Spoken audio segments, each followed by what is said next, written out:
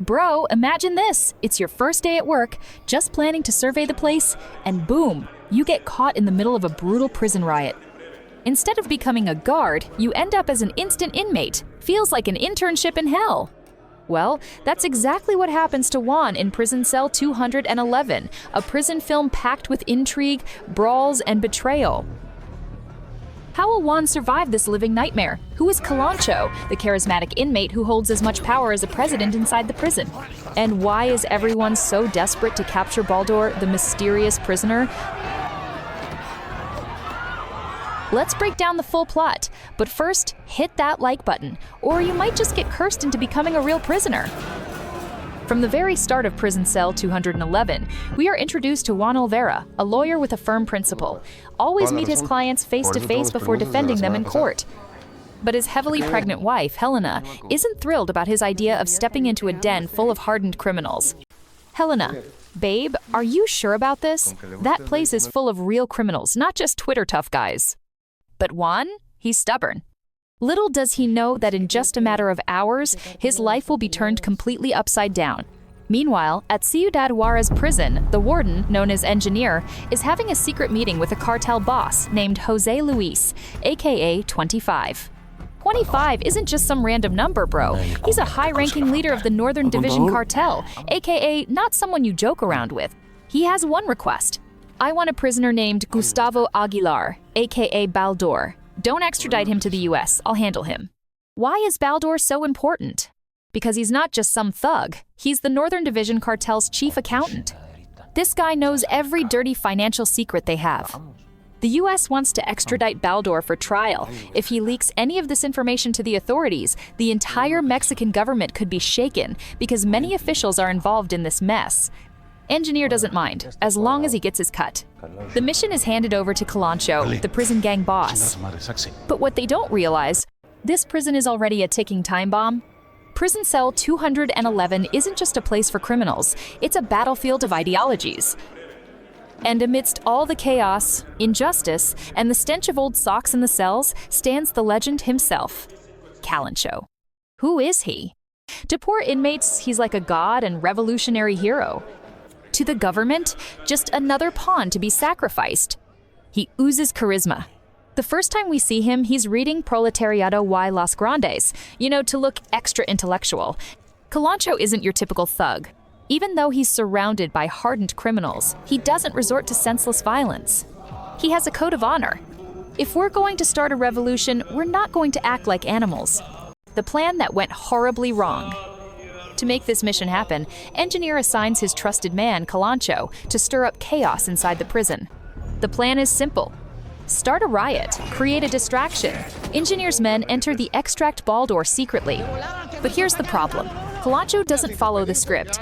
Instead of helping to smuggle Baldur out, he hijacks him for himself. And to make things even crazier, he immediately rallies his men for a coup. Boom! The prison turns into a war zone. Blood everywhere. Inmates attacking each other. Two major gangs, Calancho's men versus the Mostro's gang, fighting to the death. And in the middle of this chaos, the unluckiest person of all, Juan. Survival mode. Juan, who just wanted to check on his client, is now trapped in a brutal gang war. What started as a quick visit has turned into a deadly game of prison politics. And the worst part, there's no way out. He realizes that if the inmates find out he's a lawyer, he's as good as dead. 1, he'd be killed for being a suspected spy. 2, he'd be taken hostage for negotiations. Either way, it's bad news. So Juan does the only thing that can save his life. He pretends to be an inmate too. Seeing a dead prisoner lying nearby, Juan quickly strips off his own clothes and puts on the inmate's uniform. With little hope left, he prays that Calancho and his men won't figure out his true identity. But now the question is, how long can Juan survive without being exposed? Can he escape this prison alive? Or will he be dragged even deeper and become one of them? One thing's for sure, Juan's life just turned into a survival movie he never signed up for. Earning Calancho's trust. Juan isn't just some random guy, bro. He knows that if he wants to survive, he needs to gain Calancho's trust. So when Chivo, Calancho's right-hand man, is about to get attacked, Juan steps in and saves him. In no time, Chivo is impressed.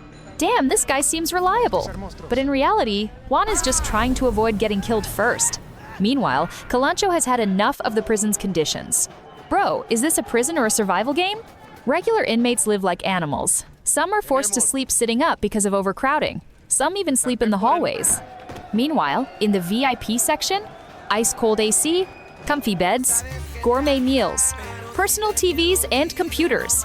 One group lives like beggars, while the other lives like they're on a 5-star vacation. Calancho isn't having it. Fueled by rage, his men storm the VIP section. TVs are snatched. Phones are stolen. This is for social justice, bro. In prison, Calancho immediately called his sister. Sis, put your feet up for now. He knew very well that 25 would definitely find a way to negotiate. And the easiest gap? Yes, his own sister. No you, no deal, just leave for now. Cell 211, the prison's dark secret. Baldur is taken to a secret location, Cell 211. Most inmates don't even know this place is real. Some think it's just a myth, like an urban legend. Cell 211 is just a scary story to spook weak inmates. Yeah, until they see it for themselves. It's freezing, like a damn meat locker. Baldur is chained up there. Calancho gives him some friendly advice. You better cooperate with me, or else you'll die a stupid death. But Baldur? He's more afraid of 25 than he is of Calancho. Sorry, bro, I can't betray the cartel. You don't know what 25 is capable of. Baldur is shaking. Meanwhile, Calancho just smirks. Let's see who's scarier, me or 25. They turn on the news, expecting to see their demands aired. But instead of headlines about their rebellion, the prison authorities act like nothing is happening. Calancho. What the hell? We fought for this and they're just ignoring us. In the middle of the frustration, Juan blurts out an idea. Why don't we record the hostages and broadcast it live? That way the government will have to listen to us. The room falls silent. Then Carajo sneers. Oh, so you want to be a celebrity now? Live streaming, huh? What's next, a vlog? Carajo felt that Juan was just trying to suck up to Calancho. But Calancho actually liked the idea. You're smart, Juan. Okay, let's do it. And from here, the rivalry between Juan and Carajo started heating up. Juan gained support, but also a new enemy. Calancho gets even more extreme. New plan activated. Calancho's demands were still being ignored by the government. He was getting pissed. His veins were popping. Carajo, always the hot-headed one, suddenly blurted out, "Screw this, let's kill a hostage. That'll make the government sweat." Everyone went silent. Then Juan quickly stepped in and shut the idea down. Bro, you think this is an action movie? Killing a hostage is suicide for all of us. If you kill a cop or a civilian, things will only get worse for us. Trust me, if you do that, Special Ops will be here in 3, 2, 1. Smart move. Use the gringo as leverage. Juan came up with a smarter plan. Instead of killing someone, let's just threaten a foreign hostage. In this prison, there was one hostage from the United States. This is what'll really make the Mexican and US governments panic. Foreigners here were called gringos, kind of like how people call white tourists Buell. So Juan suggested, let's record the gringo and threaten to hurt him if our demands aren't met. Scarier, but without instant death for everyone. Calancho went silent for a moment, then smirked. Juan, I like you more and more. New demands, a luxury prison party. Their demands weren't just about survival anymore. They got ridiculous. New requests. Lots of steak, medium rare because it's fancy. 50 kilograms of tortillas because no party is complete without tacos. Fresh fruit juice because apparently health matters. Calancho, we're prisoners, not starving animals. Let's eat well first. Juan's reputation in the prison skyrocketed. He wasn't just earning Calancho's trust, he was respected by the whole gang. But of course, the more famous you get, the more enemies you make. The one who hated it the most? Carajo. He despised seeing Juan, who used to be a nobody, suddenly becoming an important figure. Juan's golden opportunity. Ruined. Amidst the chaos, Juan got a golden opportunity to talk to Benitez, the badass but gorgeous policewoman. Benitez gave him crucial intel. You can contact the police from the logistics room. There's a secret hole there. Juan was hyped. Finally, a way to send information out. But before he could deliver the message, Carajo suddenly showed up. He saw Juan sneaking around in the logistics room. I'm dead, Juan thought. Carajo had been suspicious for a while, and now he had solid proof. Carajo didn't waste time, he stabbed Juan. Juan's only choice. If Carajo reported Juan to Calancho, he was as good as dead. Juan had to take the ninja route. Strike first before getting struck. Juan fights, Carajo falls. Juan punched, slammed, and finally silenced Carajo. Without hesitation, he stabbed him, game over. The body was quickly hidden. But was that enough to shut up the people who were getting suspicious? Or would someone else start sniffing around? Exposed. There's a rat in the gang. Meanwhile, another prisoner got caught working as a police informant.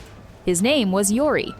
Turns out, he had been feeding intel to Colonel Ramirez, one of Gandara's men, about Baldur's hiding spot.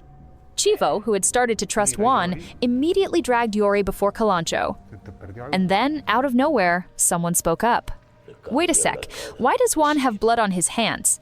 And when Carajo's body was found, all eyes turned to Juan. Did he do it? Calancho started thinking, who's the real rat here, Yori or Juan? Gangster solution, fight to the death. Since there was no solid proof, Calancho decided to handle things the gangster way. A knife duel, but with a twist. Their legs were tied together, like an extreme street fight. Whoever wins is the truth. Juan versus Yori, one-on-one, no mercy. Juan, who was just an ordinary lawyer, suddenly had to fight for his life. And at the last second, Juan won. But he refused to execute Yori. As Juan turned his back, Yori tried to stab him from behind. Calancho, already sick of traitors, didn't hesitate, he shot Yori. Bang! Yori was done, end of story. To Calancho, only backstabbers betray like that. And at that moment, Calancho started to trust Juan. But was this really the beginning of trust? Outside, things were getting even messier. A huge conflict erupted between Governor Eugenia and the DEA. The prison riot had gone viral everywhere. Governor Eugenia rushed to put on a calm face in front of the public. Relax, guys, our team is handling this. But behind the scenes, pure panic. Enter Shirley, the badass agent. Amidst the chaos, a badass woman named Shirley entered the scene. So, it's like this, guys. The DEA is like the Mexican PFP on duty on Mexican soil, and the boss this time is Shirley Jackson. The problem? They were operating illegally here. If they got caught meddling, it wouldn't just be Shirley in trouble. It could spark a full-blown diplomatic crisis. The DEA's job was to crush drug cartels down to the roots, and usually corrupt officials got exposed in the process. Shirley barged into the governor's office with an irresistible offer. Listen up, Madam Governor. My team can rescue that accountant in an instant. All you need to do is sign here. But come on, no way the governor would just roll over. She refused to let Mexico look weak by asking for foreign help to fix its own mess. Shirley's offer? Rejected. Shirley was pissed, but held back. For now. Baldur, the most wanted man in the game. Baldur, the accountant, was like a walking hard drive filled with dirty secrets.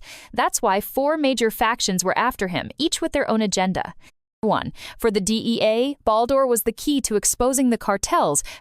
Motive. Baldur had records of international drug transactions, including corrupt politicians and officials involved. Why it mattered. Baldur was the cartel's accountant. He knew where the money went and who got paid. The DEA could use him to bust major drug lords and dismantle the narcotics trade. If they got Baldur to the US, he could be a star witness and send many powerful criminals to prison. Bottom line, Baldur equals a USB drive holding the cartel's darkest secrets. 2. For the Mexican government, Baldur was a political weapon. Motive. They didn't want Baldur to fall into US hands. It would be a national humiliation. Why it mattered. If Baldur talked, he could expose high-level corruption in Mexico. He could be used as a bargaining chip in political negotiations, with other countries, or even with the cartels. If the DEA won, Mexico would look incompetent in handling its own affairs. Bottom line, Baldur equals a political time bomb that could save or destroy careers. 3. For Cartel 25, Baldur was a threat that had to be eliminated. Motive. Baldur knew too much about their operations and could betray them. Why it mattered. He held financial records that could cripple Cartel 25 if exposed. Keeping him quiet was priority number 1. They'd rather kill him than let him talk. If Baldur snitched, law enforcement and rival cartels would come for them. Bottom line, Baldur equals a ticking time bomb that had to be defused ASAP. 4. For Kalancho, Baldur was a bargaining chip for survival. Motive, Kalancho used Baldur as leverage to stay in power inside the prison. Why it mattered. Controlling Baldur meant controlling the game. Everyone wanted him. He could sell Baldur to the highest bidder, cartels, the government, or even the DEA. He wanted revenge against Cartel 25 for killing his brother. Baldur was his weapon. Bottom line, Baldur equals Kalancho's golden ticket to staying alive and in control. The prison riot escalates. The governor called the National Guard commander. Bro, send your troops into the prison. Let's clean this up now. But the commander's response? Sorry, Governor, the defense minister didn't approve using federal forces. You'll have to go with the local police first. Governor, error 404, frustrated but powerless.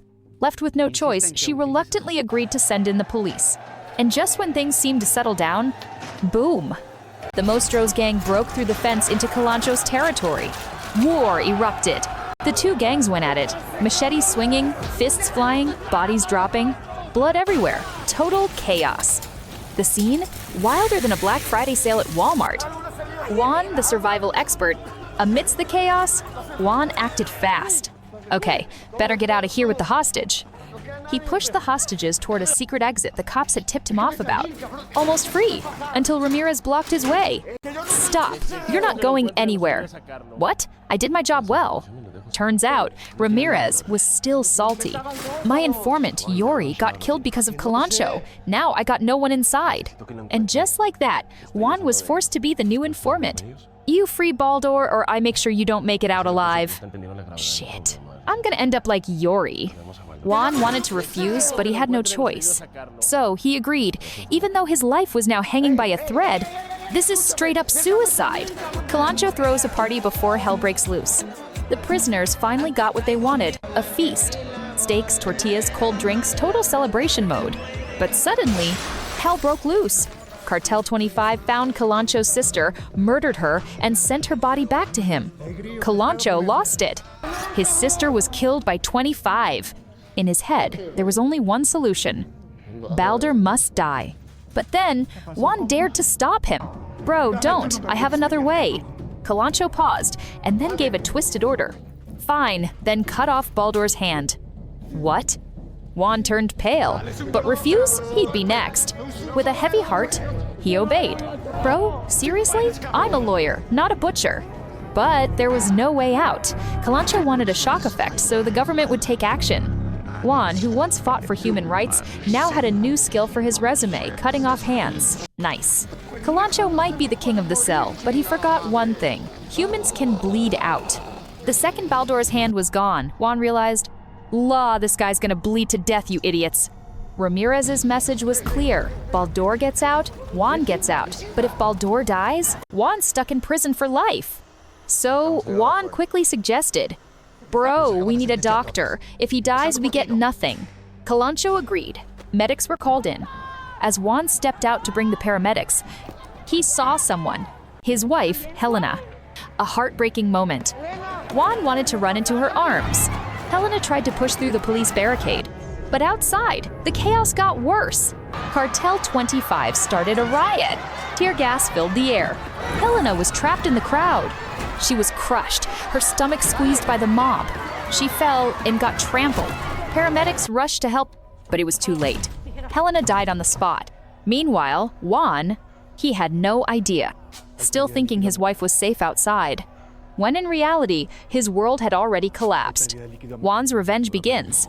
Juarez, Ramirez's boss, gave a direct order. You need to protect Kalancho from Cartel 25. He must stay alive. Ramirez nodded. He sent his men into the battlefield. But they got slaughtered by Kalancho's loyalists. Mission failed successfully. After the bloodbath, Kalancho handed Ramirez over to Juan. Here, bro, he's yours now. Settle your business. And Juan? Juan was no longer the same man. The moment he heard about Helena's death, something inside him snapped. If you had just let me leave, Helena would still be alive, you bastard. Juan had lost everything. He had nothing left to fear. No hesitation, he killed Ramirez on the spot. To contain the chaos, the government sent in a medical team to the prison. But don't be fooled, they weren't real doctors. They were undercover agents led by Javi, a mercenary hired by the DEA to wipe out the cartel. After Baldur was patched up, Javi gave the signal to his team hiding near the prison's power lines. Boom! The power went out! Javi and his team snatched Baldur and escaped in the darkness.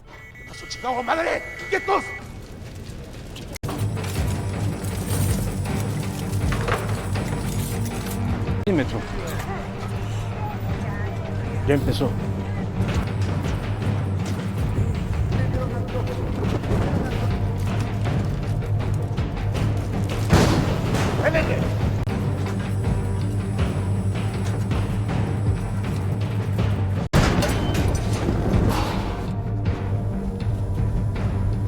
Cuida esto. Es un regalito para la gobernadora. Before leaving, Javi offered Juan a way out. Bro, this is your chance. Come with me. Juan warned him. 25 is coming. They'll wipe out Calancho and his men. But Juan had already changed. I can't leave this, Jav. I'm different now. Javi had once been loyal to the DEA. But then, temptation came. The governor made him an offer he couldn't refuse. Javi, the once righteous DEA agent, sold out. Why did Javi turn evil? Turns out, Javi had a dark past. He wasn't just an agent, he was a mercenary. Ex-Blackwater, former Sizen agent, disgraced. He even served 4 years in a US federal prison. His crime? He did something bad in Fallujah. No one knew how bad. Governor Eugenia played the smart game. If I can't beat him, I'll recruit him. She threw him a ridiculous amount of money. Javi switched sides as long as the Mexican government protected him. Calancho's final stand. News reached Calancho. Cartel 25 was about to storm the prison. But Calancho wasn't the type to get caught alive. He refused to be a puppet of the system. Before the government could touch him, Juan made his final move. He stabbed Calancho. Not out of hate, but because Calancho asked him to. He knew that if he lived, his men would keep dying. Everything he fought for was already accomplished. So before Cartel 25 could arrive, Juan ended it. Cartel 25 had no reason to continue the war. They backed off. But their fate didn't end there. They became scapegoats for the North Division cartel's boss. Meanwhile, the real boss? Relaxing in Texas, laundering money, making his drug empire legit. Gandara? He ran away before the authorities could catch him. He had a suitcase full of cash, enough to buy time and plan his next move. Juan's fate, a man transformed. Governor Eugenia only grew stronger in politics. She became a top presidential candidate. She understood power is everything. So when Juan became the new boss of Ciudad Prison after Calancho's death, Eugenia came to meet him. She knew Juan was now an asset. Calancho raged at the government not because he was just for fun or bored of life, but because he was sick of being a pawn in their game. In the past, he may have worked for 25, but increasingly he realized that he and people like him were only being used for the interests of the big bosses. Tired of being a slave to the system, Calancho finally decided to light the fire of rebellion in prison. Indeed, at first glance, it looks like he is fighting for the welfare of other prisoners, but actually it is more than that. Calancho was annoyed to death to see people like 25 roaming freely outside, even though their sins had piled up enough to make a deluxe version of their sin list. Meanwhile, people like him are imprisoned, become victims, and can't do anything. What makes Calancho even hotter is the biggest lie sold to them. They say the law is fair. Ha, bullshit!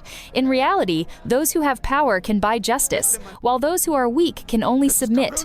Well, Calancho doesn't want to take it for granted. He wants to level the game, wants a fairer system, and for that, he is ready to fight until the last drop of blood. On the other hand, Juan's motivation is completely different. He's not a prisoner, and logically, he could have found a way to escape and wash his hands of all this chaos. But a few events changed him drastically.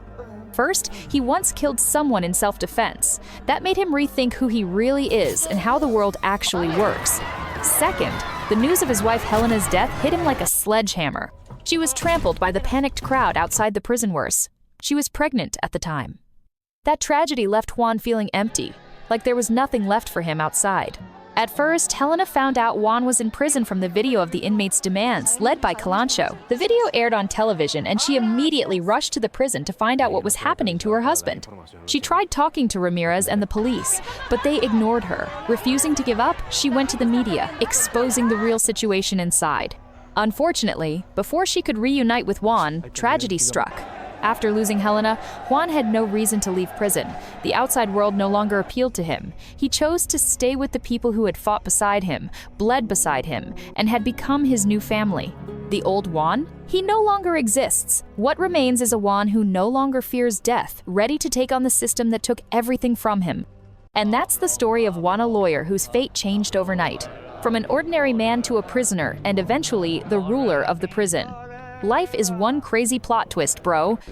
If Juan could scream from the depths of his soul, he'd probably say something like this. I never thought my life would change so drastically in a single day. I was supposed to go to work, come home, kiss my wife, and sleep peacefully.